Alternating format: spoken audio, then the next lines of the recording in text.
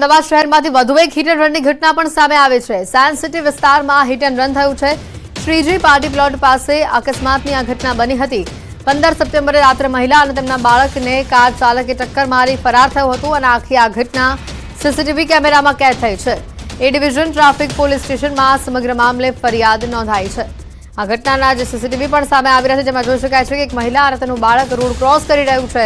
સામેની તરફ જવાનો કદાચ પ્રયત્ન કરે છે અને બીજી બાજુ પાછળથી આવેલી કારે તેઓને ટક્કર મારે છે। આ ઘટના સાયન્સ સિટી વિસ્તારની છે। ચાલી અને ભારત સર્કલ તરફ જતા હતા ત્યાં શ્રીજી પાર્ટી પ્લોટના કટ પાસે આવતા એક અજાણ્યું ફોર વ્હીલર આવે છે અને પાછળથી એમની પત્ની, ફરિયાદીશ્રીના પત્ની અને એમના બાળકને પાછળથી ટક્કર મારે છે અને એ અત્યારે હાલ એ લોકોને બહુ ગંભીર ઈજાઓ થયેલી છે। માથાના ભાગે છે, કમરના ભાગે ઈજાઓ થયેલી છે, હાથ પગમાં અને ઈજા થયેલી છે અને તેઓ આજ ઝાયડસ હોસ્પિટલમાં એડમિટ છે અને ગાડી જે અજાણ્યું જે વ્હીકલ છે એની હાલ અત્યારે અમે લોકો તપાસ કરી રહ્યા છીએ।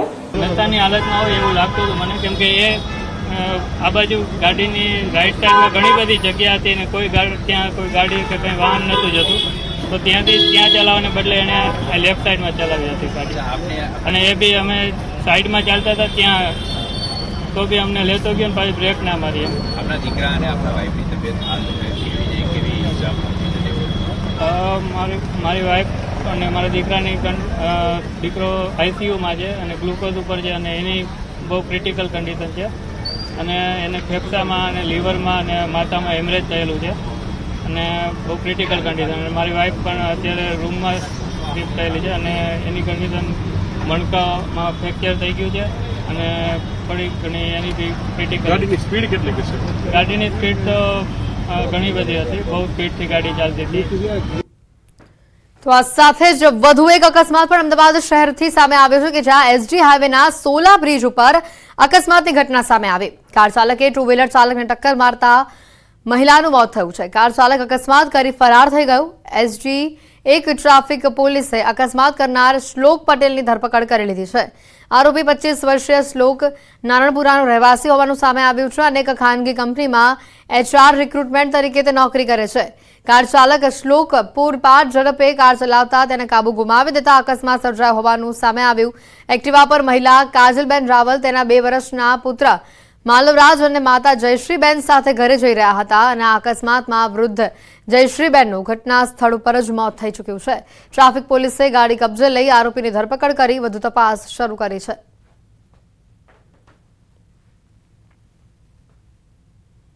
રાજ્યમાં જાણે કે અકસ્માતોની વણઝાર લાગી છે। બેફામ ડ્રાઇવિંગના કારણે લોકો અકસ્માતનો ભોગ બની રહ્યા છે।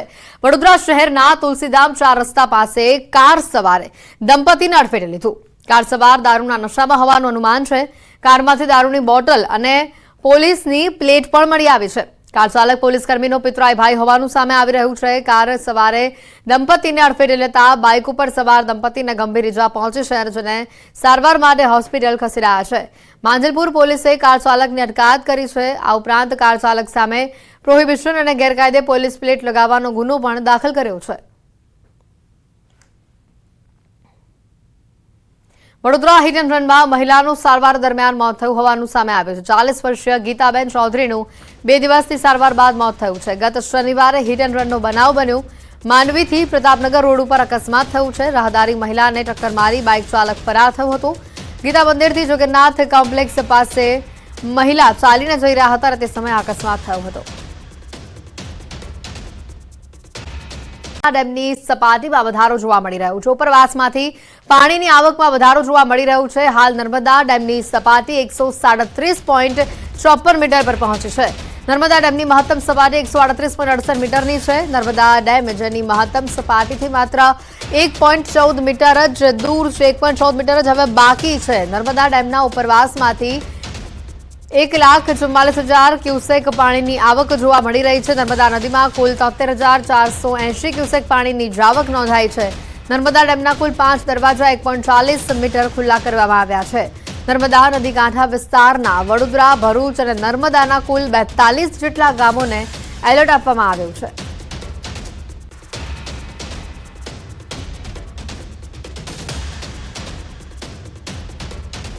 તો આ સાથે જ ખેડાના વસોમાં ગણેશ વિસર્જનની શોભાયાત્રામાં શાંતિ ડહોળવા મામલે 12 લોકો સામે નામજોગ અને 10 લોકોના ટોળા સામે ફરિયાદ દાખલ થઈ છે, જેમાં ગેરકાયદે મંડળી રચી હાથમાં દંડા લઈ ગણપતિજીની શોભાયાત્રામાં દખલ કરવાના પ્રયાસ કરાયા હોવાની ફરિયાદમાં ઉલ્લેખ છે. હાલમાં આ કેસની તપાસ માતર સીપીઆઈને સોંપવામાં આવી છે. જોકે ખેડા એસપીના મતે બંને જૂથ વચ્ચે કોઈ ઘર્ષણનો બનાવ નહોતો થયો, પરંતુ બોલાચાલી થઈ હતી અને તે સમયે પોલીસ પણ હાજર હતી. તો આ તરફ વસોમાં શાંતિનો માહોલ છે. ગઈકાલે યાત્રામાં મસ્જિદ પાસે ડીજે બંધ કરવાના મામલે બોલાચાલી થઈ હતી અને જે બાદ પોલીસે ટોળાને વિખેરીને યાત્રાને આગળ ધપાવી હતી.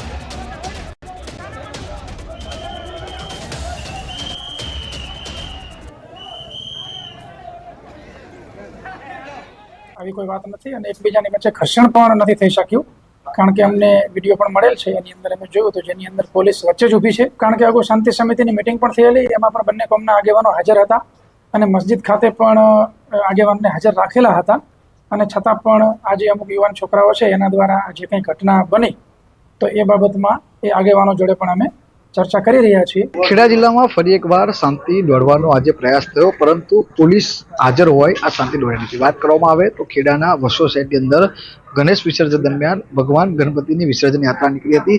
તે દરમિયાન આ યાત્રા જ્યારે જુમ્મા મસ્જિદ પાસે પહોંચી હતી ત્યારે કેટલાક યુવાનો આ યાત્રામાં જે ડીજે હતું તેને બંધ કરાવવા માટે આવ્યા હતા, પરંતુ તે દરમિયાન બે ટોળા થોડા સામસામે જતા ઘર્ષણ થયું હતું. જો કે મહત્વની વાત કરવામાં આવે તો પોલીસનો ચુસ્ત બંદોબસ્ત હોય આ ટોળાને વિખેર્યા હતા અને કેટલાક હથિયારોથી અંદરથી હુમલો થવાનો પણ જે આયોજકો છે તેમને આક્ષેપો કર્યા હતા.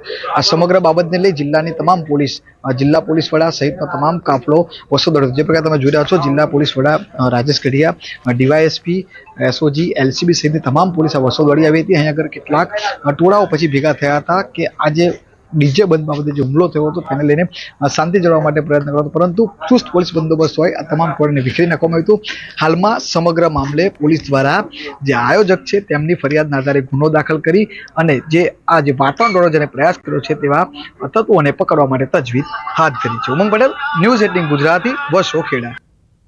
વડોદરામાં ભાવપુરા ગામે ગણપતિ વિસર્જનમાં પાલતુ શ્વાનના કારણે ઘર્ષણ થયું. પાલતુ શ્વાન કરડવા પાછળ દોડતું હોવાથી ઠપકો આપવા બદલ બબાલ થઈ અને આ બબાલમાં 3 મહિલા અને 2 યુવકો ઇજાગ્રસ્ત થયા. ઇજાગ્રસ્તોએ લાકડી અને ફેંટોથી માર મારવાનો આક્ષેપ કર્યો છે. બંને પક્ષે છૂટા હાથની મારામારી કરી હતી. સામાન્ય વાતમાં થયેલી મારામારીને લઈને જરોદ પોલીસે કાયદેસરની કાર્યવાહી હાથ ધરી છે.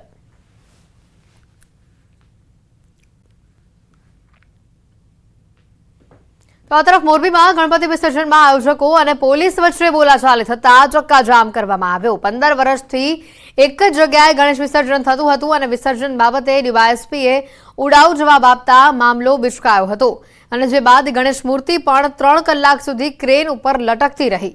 પોલીસના જવાબથી કાર્યકરો અને આયોજકોએ રોડ ઉપર ચક્કાજામ કરી વિરોધ કર્યો.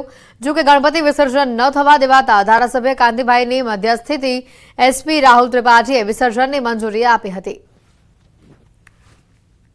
પાટણ શહેરના હાંસાપુર રોડ વિસ્તારમાં રખડતા ઢોરોના ત્રાસથી રહીશો ત્રાહિમામ પોકારી ઉઠ્યા છે. સ્થાનિકો રજૂઆત કરતા ધારાસભ્ય કિરીટ પટેલ ખુદ રખડતા ઢોરોને પકડવા નીકળ્યા હતા. ધારાસભ્ય ખુદ ઢોર પકડવા નીકળતા પાલિકા તંત્ર પણ સફાળું જાગ્યું હતું અને સ્થળ પર પહોંચ્યું હતું અને ઢોર પકડવાની કામગીરી કરવામાં આવી હતી. રેગ્યુલર ઢોર પકડવાની કામગીરી કરવા સ્થાનિકો માંગ કરી રહ્યા છે. ત્યારે નગરપાલિકાના કર્મચારીઓ ઢોર પકડવા, રખડતા ઢોર પકડવા નીકળતા હોય ત્યારે એના માલિકો બાઇકો લઈને ખુલ્લેઆમ ફરે છે અને પોલીસ કંઈ કરતી નથી. એ મહત્વની બાબત છે. એટલે અમે નક્કી કર્યું છે કે જો હવે તંત્ર જાગશે નહીં, આ પોલીસ અને નગરપાલિકા બંનેની સહિયારી જવાબદારી. અમે વારંવાર નગરપાલિકાની અંદર રજૂઆત કરી, મૌખિક અને લેખિત, પરંતુ કોઈ નિરાકરણ ના આવતા છેવટે અમારે ધારાસભ્યશ્રીને રજૂઆત કરવી પડી અને જેના પરિણામ સ્વરૂપે આજે રાત્રે ધારાસભ્યશ્રી પોતે અહીંયા અમારા વિસ્તારમાં આવ્યા અને જે ઢોરોનો ત્રાસ હતો જેના કારણે વારંવાર અકસ્માત થતા હતા. અમારા જે નગરજનો છે અમુક ખાસ કરીને બાળકોને, વૃદ્ધો બહાર નહોતા નીકળી શકતા, અડફેટે લેતા હતા, જેના કારણે ધારાસભ્ય ખુદ આવ્યા અને અમે બધા સ્થાનિકો ભેગા થઈ અને ગાયોને કોર્ડન કરી અને ત્યારબાદ નગરપાલિકાની ટીમ આવી. સુરતમાં ટ્રેન ઉપર પથ્થરમારાની ખોટી અફવા ફેલાવવા મામલે ધરપકડ થઈ છે. સુરત રેલવે પોલીસે અફવા ફેલાવનાર રાજબીર ચૌધરી નામના ઇસમની ધરપકડ કરી છે. આ ઇસમ દ્વારા ટ્વીટ કરવામાં આવ્યું હતું જેમાં ટ્રેન ઉપર પથ્થરમારો કરવામાં આવ્યું હોવાનું તેણે ટાંક્યું હતું. સુરતથી આ શખ્સની હાલ ધરપકડ કરી લેવામાં આવી છે. શાંતિ દોડવાનો આ પ્રયાસ આ યુવકે કર્યો હતો અને જે તેને ભારે પડ્યો છે. પોલીસે હાલ સમગ્ર મામલે કાયદેસરની કાર્યવાહી હાથ ધરી છે. રાજકોટ ટીઆરપી આ કાંડ અને ભ્રષ્ટાચારના કેસમાં પકડાયેલા સસ્પેન્ડ ટીઓપી મનસુખ સાગઠિયા દ્વારા પાસ કરાયેલી ફાઇલોની તપાસ થઈ શકે છે. છેલ્લા 3 વર્ષમાં આપવામાં આવેલા નોટિસો ફાઇલની તપાસ થઈ ગઈ હોવાની શક્યતા છે. સાગઠિયા દ્વારા કેટલીક ફાઇલોમાં માત્ર નોટિસ આપી કામગીરી પૂર્ણ કરી દેવામાં આવી હોઈ શકે છે અને આ બાબતે જો કોઈ અરજી મ્યુનિસિપલ કમિશનરને આ બાબતે મળે તો વધુ તપાસ પણ આ મુદ્દે થઈ શકે છે.